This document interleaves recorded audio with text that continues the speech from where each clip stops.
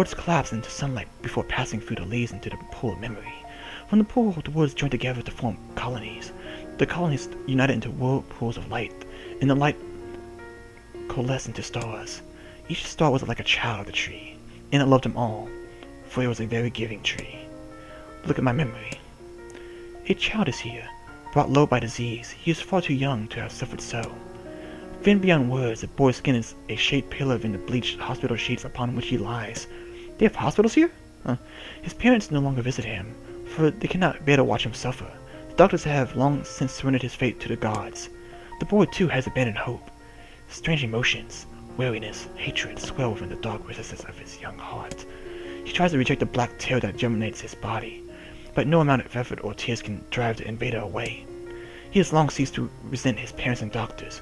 Once he did, but now his pain is so great that there's little room in his heart to think of others.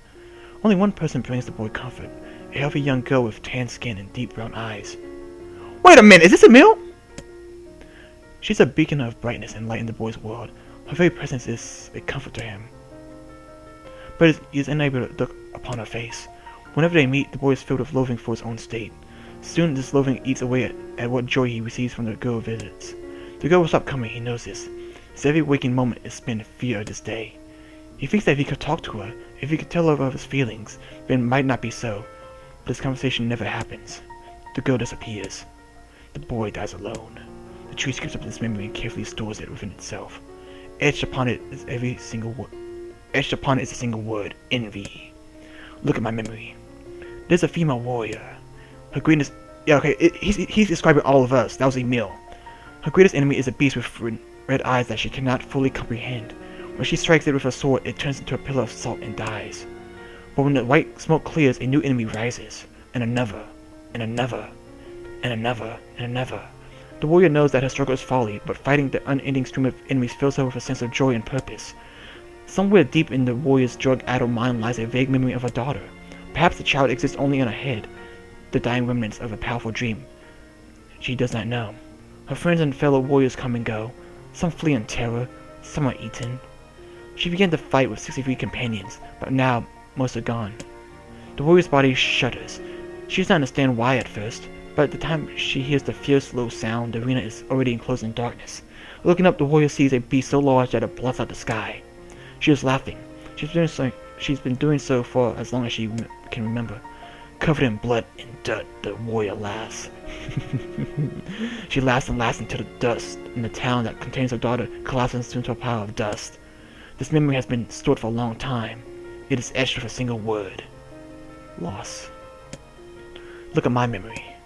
A red dragon falls from the heavens. Ah, that memory has been lost, a shame. It was a favorite of mine.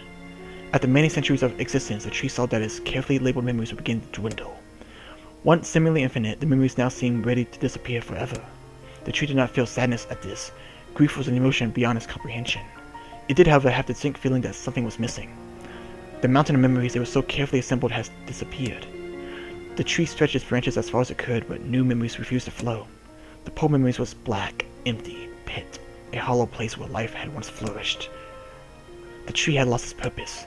There was nothing to do but sift through the few remaining memories, littered in the ground under its branches. This is why the tree was pleased when the man and his companion entered the room.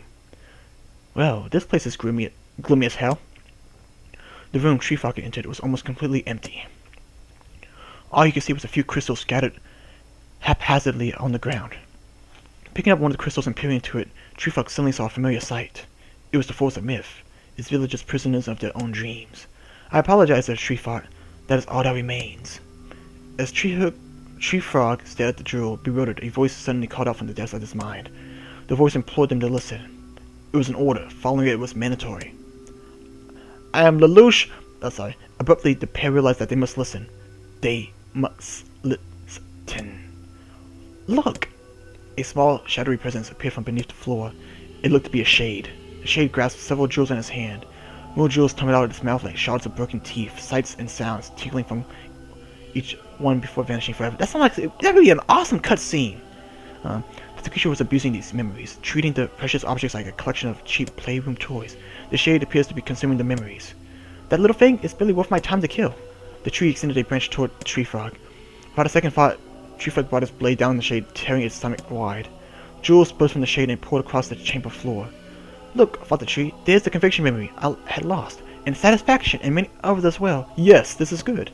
The tree opened its mouth and attempted to speak, but no sound emerged. A millennium of silence and solitude has caused the tree to forget certain things. But rather than be upset, it greeted the development with good cheer. Focusing all its power on the riddle of speech, the form formed a kind of makeshift vocal cord and tried again. I employ. It spat out a glimmering green jewel. One more time. I implore you. There we are. What was the color of the lost envy? Green.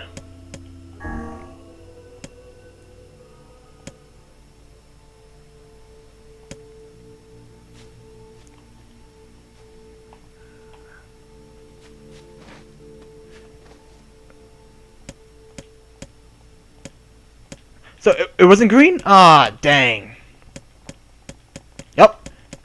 Well, I just thought green was envy, so.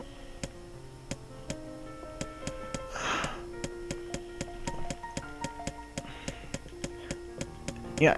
Okay, so it's not.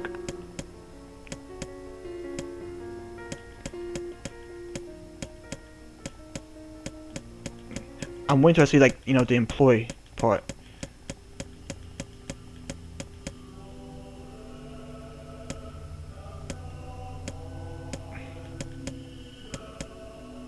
Yeah! It said green! Well...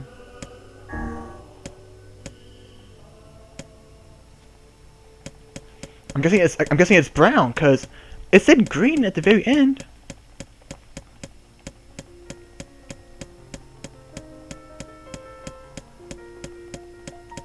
Yeah, my throat is really sore, and I'm gonna say it's brown now.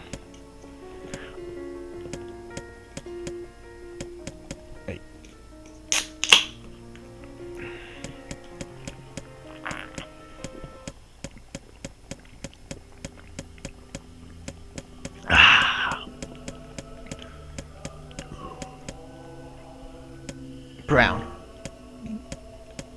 What? I test all the options. I'm gonna try green again. Cause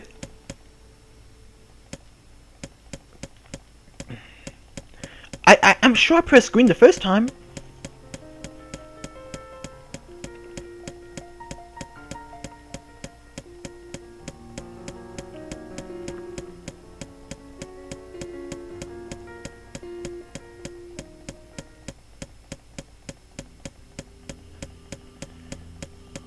La la la la.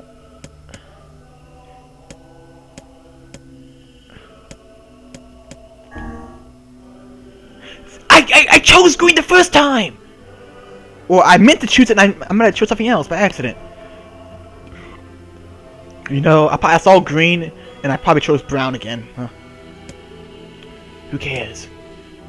Tree frog brush rises common side as the sword sliced through the shade's right arm.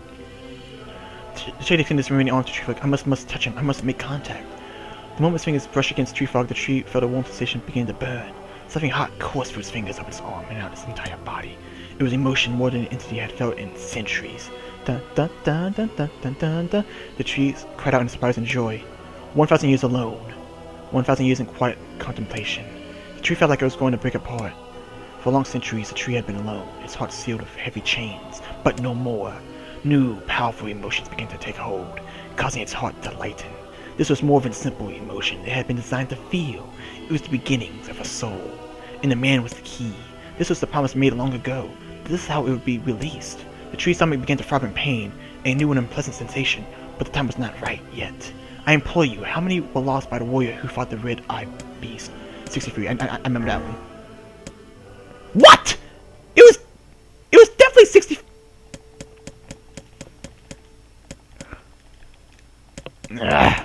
I definitely remember that one. It was definitely 63.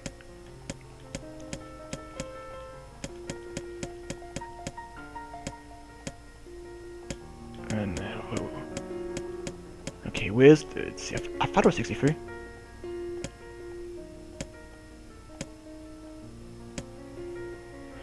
Yeah, I definitely. Did I have to go through all the options?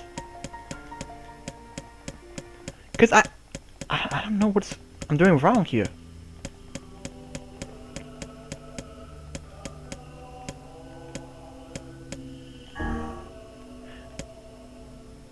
What am I doing wrong? Google.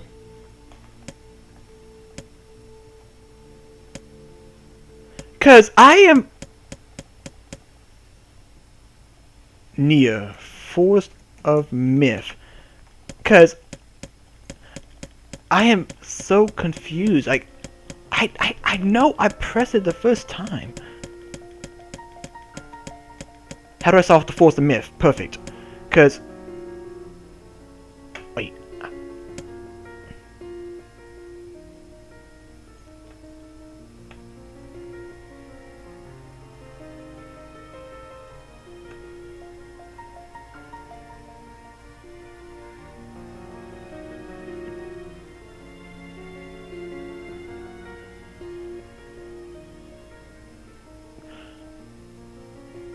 Oh, frick. So the answers change. So I have to rely on memory. I'm gonna hope it's green again.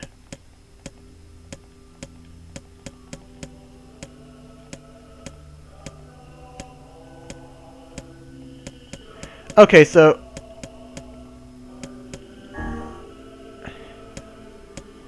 I'm gonna really hope it's 63 this time.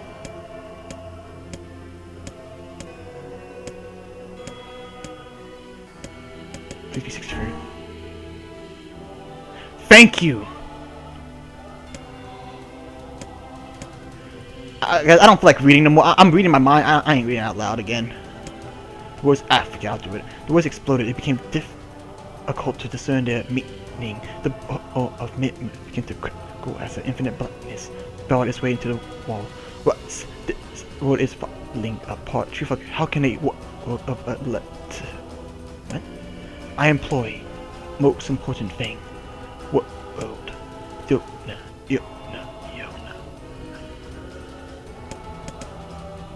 Off! Oh, these are my...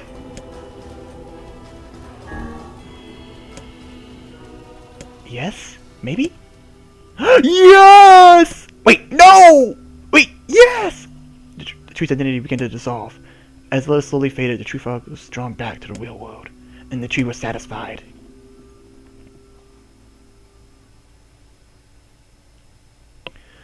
Yo!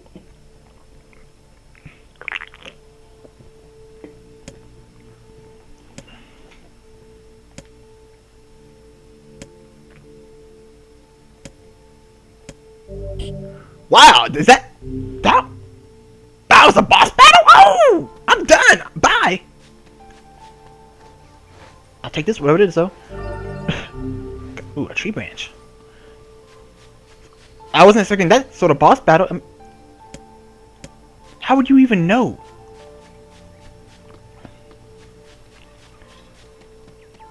Wow. So, okay.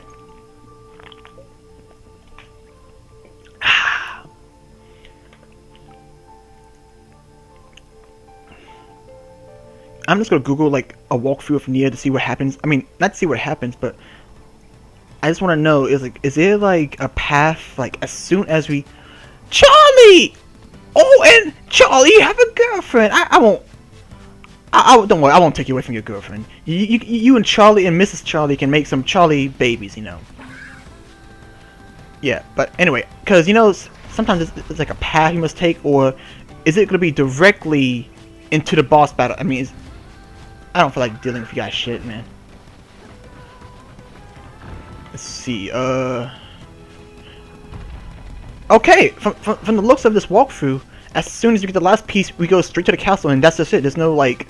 You know how sometimes you have to go for, like, a different area? Like, I know there's another way. Is this the right way? It's really dark. I can't really... Yeah, it was really dark. I couldn't see. But, how there may be, like, a castle, but to get to the castle, you must open a door, and the door leads, like, to a new area. And that new area is, like, an entirely new area different from the castle itself. You must traverse the castle. I mean, like the forest to get to the river to get to the new ruins